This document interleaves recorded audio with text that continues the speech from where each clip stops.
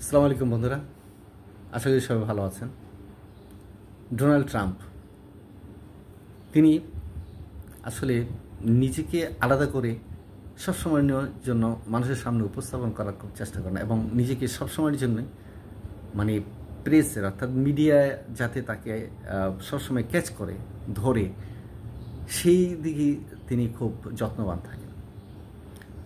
যে তিনি সম্প্রতি একটি কথা বলেছেন যে চীনের যে প্রেসিডেন্ট শি জিনপিং তাকে নাকি বলেছেন যে আপনি যতদিন ক্ষমতায় আছেন ততদিন আমি তাইওয়ানে আক্রমণ করব না।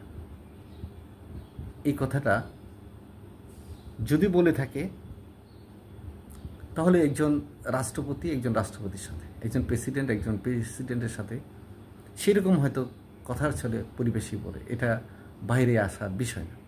আর যদি বাইরে আসার বিষয় থাকে তাহলে নিশ্চয়ই আরও কিছু কথা হয়েছে।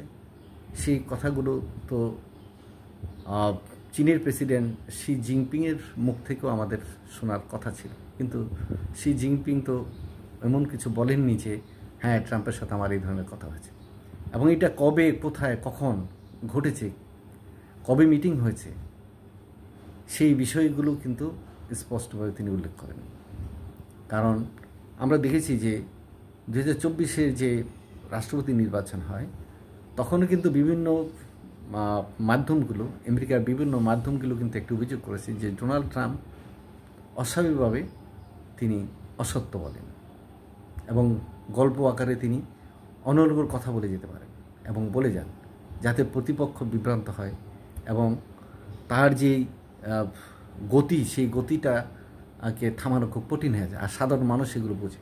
যেমন আমরা বলি না, মানে গুজবের গতি কিন্তু বাতাসের চেয়ে অনেক বেগবান। কারণ যারা গুজব তৈরি করেন আসলে তারা এই ব্যাপারে পারঙ্গম, তারা ওস্তাদ। তারা খুব সহজেই একটি গুজব ছড়িয়ে দিতে পারেন কিংবা সহজেই একটি মিথ্যাকে ইথারে ভাসিয়ে দিলেন, সেটা এগুলো পৃথিবীর এক প্রান্ত থেকে আরেক প্রান্তে চলে যায়। এখন ডোনাল্ড ট্রাম্প যে দাবি করেছেন যে শি জিনপিং বলেছেন যে আপনি প্রেসিডেন্ট থাকাকালীন চীন তাইওয়ান আক্রমণ করবে না। সেটা কি ভয়ে?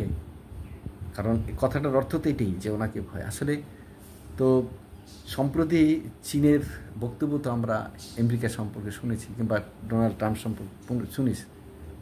সেখানে মনে হয় না যে শি জিনপিং এই কথা বলতে পারেন। কারণ শি জিনপিং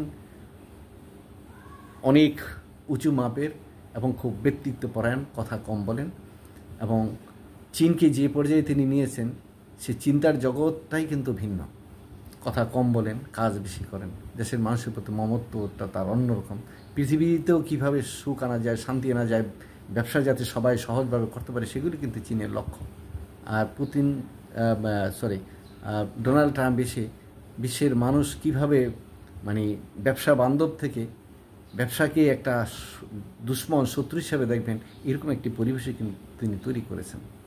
যার দরুন অনেক সময় কে সত্য বলে কে মিথ্যে বলেন এটা আসলে বোঝা খুব কঠিন হয়ে যায়। তবে আমেরিকার একজন প্রেসিডেন্ট, তিনি যা বলবেন সেটা যেন বিশ্বাসে রাখা যায়, আস্থায় রাখা যায়, সেটি কিন্তু পৃথিবীর মানুষ চায় এবং তিনি পৃথিবীর সুখ, শান্তি, সমৃদ্ধি চিন্তা করবেন, তিনি যুদ্ধ থেকে পৃথিবীকে মুক্ত রাখবেন। এই দায়িত্বটা কিন্তু অনেকেই আমেরিকার প্রেসিডেন্টের উপরে দিতে চান। সেই জায়গাটাতে তাকে অটল থাকা খুবই গুরুত্বপূর্ণ। ধন্যবাদ বন্ধুরা, ভালো থাকবেন।